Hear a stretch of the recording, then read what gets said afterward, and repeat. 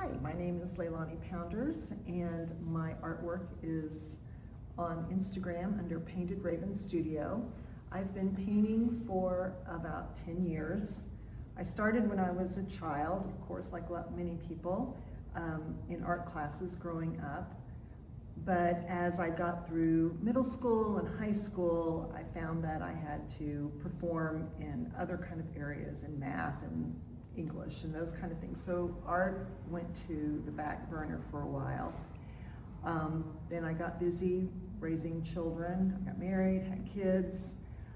And as they got older, I found myself with more time. And I found art at the Fine Arts Center in Edmond. And I started taking classes from Leilani now and Gary Lennon. And working with Kara Lockwood helped me start to market my artwork, make decisions on what I wanted to focus my efforts on. Right now I'm doing watercolor, acrylic, and mixed media. And she helped us understand me as well. We're in a group. And she helped me understand that I don't have to just do one thing. And that was real important to me because I wanted to try everything as an artist, different medias and different types of painting and drawing. And I felt like Kara really directed me in that way. So I heard about Street Smart and I came to visit the gallery and realized that there were a lot of opportunity here for an artist just starting out. And even though I wasn't just starting out, I had been doing in Guthrie and in Edmond. I had not done the circuit where you go outdoor art shows. I was not doing that. And I came to visit Street Smarts and I really liked the way it was laid out. I loved how there was lots of space for the artists and that it was using the first Friday as a meet and greet for the artists. So I spoke to Daryl and I was able to get in here and get this beautiful exposed brick background for my artwork.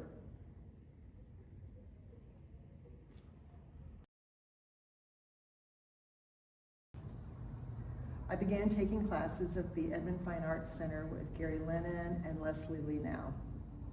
Once I started taking those classes, I was able to start that love with art again, and the children were already grown and adults, and that gave me a lot more time. And then I also followed a friend named Kara Lockwood. She's in McKinney, Texas, and Dion Woods in Oklahoma City.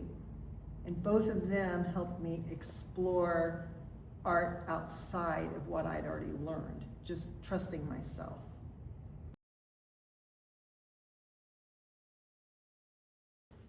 I began selling artwork in Guthrie.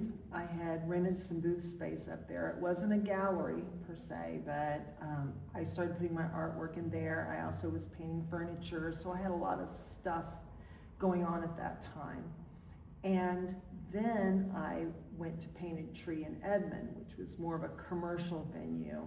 So I did okay there, but it was very commercial. And I didn't get to really do the things that I really wanted to do. The customer for Painted Tree was not looking for, original art. Most recently, I've been doing also these small watercolors that people really seem to like. They're original watercolors. I learned this technique from my friend Kara Lockwood, and I kind of ran with it, and it allows people who maybe can't invest in large pieces of artwork to get something original.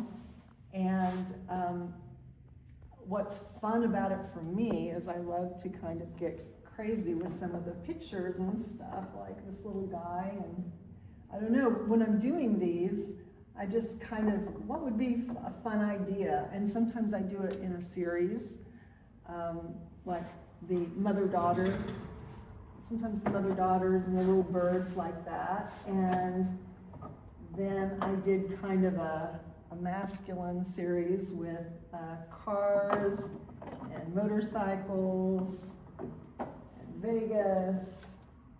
And I do these watercolors on watercolor paper, and then I adhere them to a wooden panel and also seal them. So there's still a lot of work in these. Don't let their size fool you. There's a lot of planning. I do a lot of sketching before I even get started, and to kind of determine what I want to do. But they're fun and they're affordable for people who want that piece of original artwork that maybe they just can't get in a larger piece.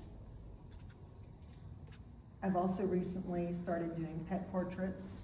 I had been doing pet portraits for family members, and those are really special. I do like doing the pets. They're a lot of fun. I usually do those in a high flow acrylic, which I love working in the high flow acrylics because a lot of times they're transparent and they're not as opaque as regular acrylics, and you can layer the colors on and get more depth into the painting.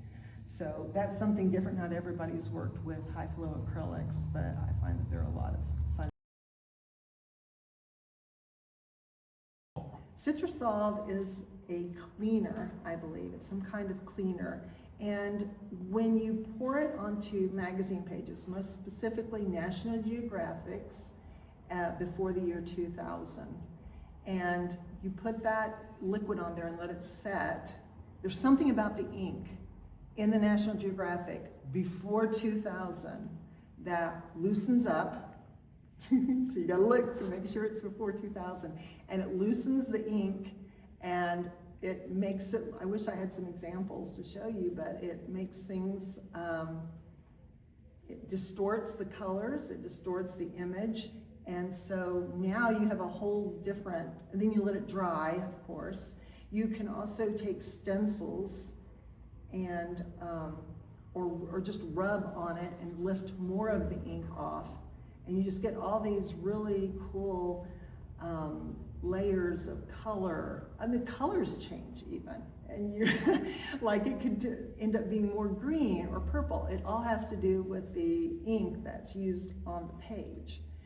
And then once it's dry, now you have a plethora of pages to now cut up and use in your artwork. And if you go to the Citrusolve website, you can see a lot of the art that's been made from using the Citrusolve on the National Geographics.